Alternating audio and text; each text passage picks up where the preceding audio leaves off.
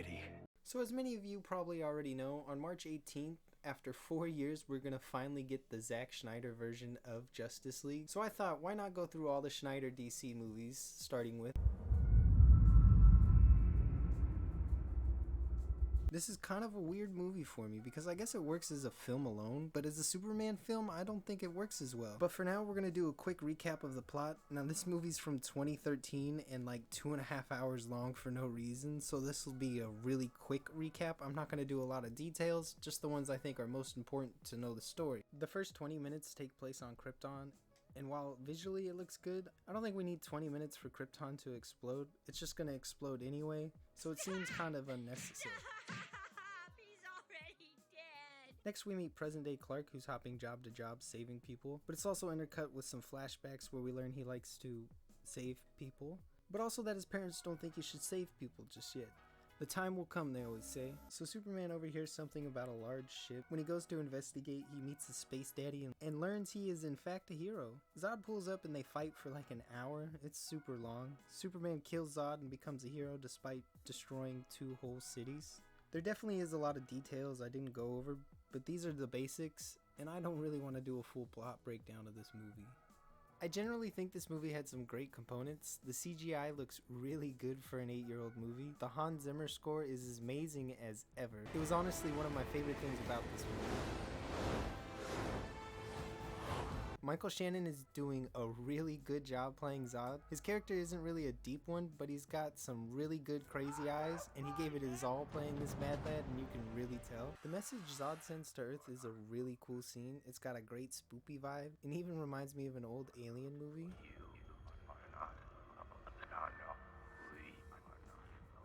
And I like that Superman's parents send him from one dying planet to another.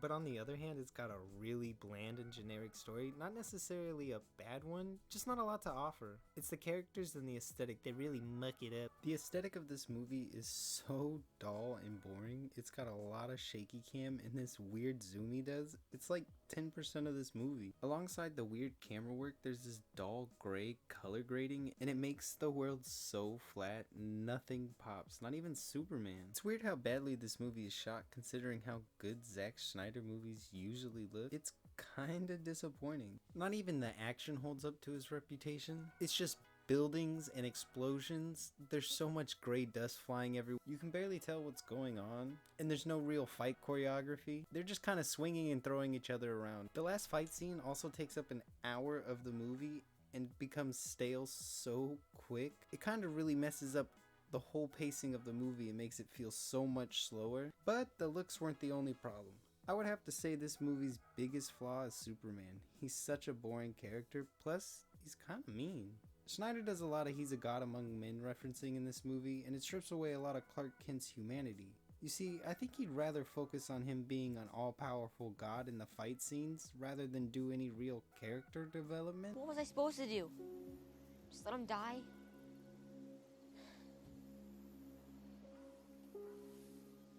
Maybe. Because all we learn about Clark is he likes to save people and bang Lois Lane. Now, I'm in no way a Superman expert. In fact, he's one of my least favorite superheroes. But the versions of him I've always been exposed to have just had a certain optimism that this one lacked. There being such a focus on him being a god strips away his humanity, and it really doesn't give us anything to connect with.